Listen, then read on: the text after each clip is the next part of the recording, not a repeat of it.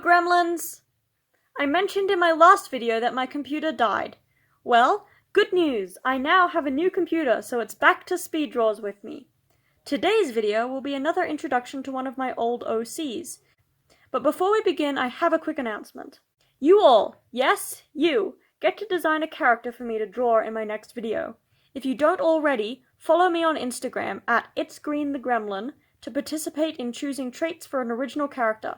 The polls will be up not long after this video is posted. Anyway, on to the video. This is Midnight.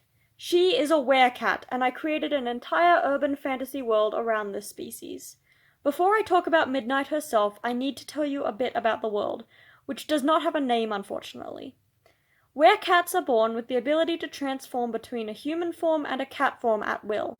As cats, they are indistinguishable from non-magical cats, except for the fact that they can speak in human languages. As humans, they still possess cat-like traits, ears, tails, and a cat's sharp eyes. In the world of werecats, there are places that are safe for cats and places where they are treated badly.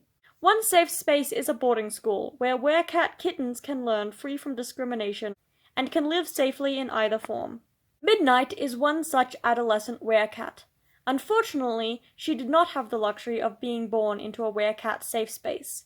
She was born in kitten form, to a stray werecat who lived in the alleyway behind a strip mall.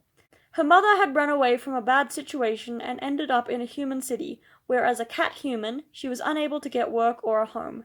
By the time Midnight was born, she had lived as a stray cat for years. Midnight did the same, living as a kitten and learning how to survive on the streets.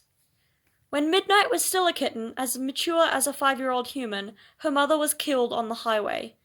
Midnight was left alone to fend for herself.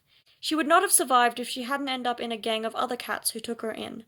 Most of the cats were regular cats, but a few were werecats, who taught Midnight about her identity and how to transform, although she only transformed in hiding.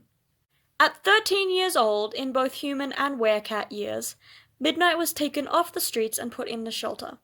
One of the shelter workers was an undercover werecat, and contacted the other cats.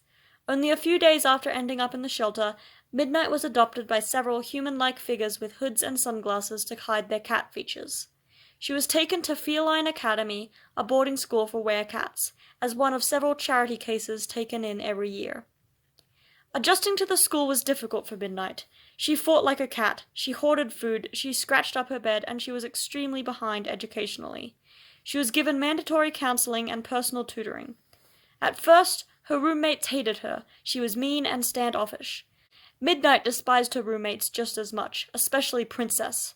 Princess was a rich kid with white blonde hair and blue eyes, who wore a pink rhinestone collar. In cat form, she was fluffy and white, and on first impression, she seemed like a diva, complaining about trivial things, focusing on clothing and makeup. She and Midnight were enemies the second they laid eyes on each other. Midnight's other roommate, Cinnamon, was from a middle-class family, and tried being a peacekeeper, but ended up siding with Princess, her best friend.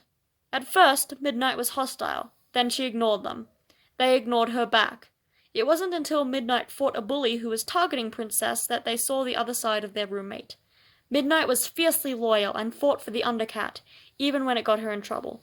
Princess and Cinnamon learned that Midnight was extremely loyal and brave, and struggling.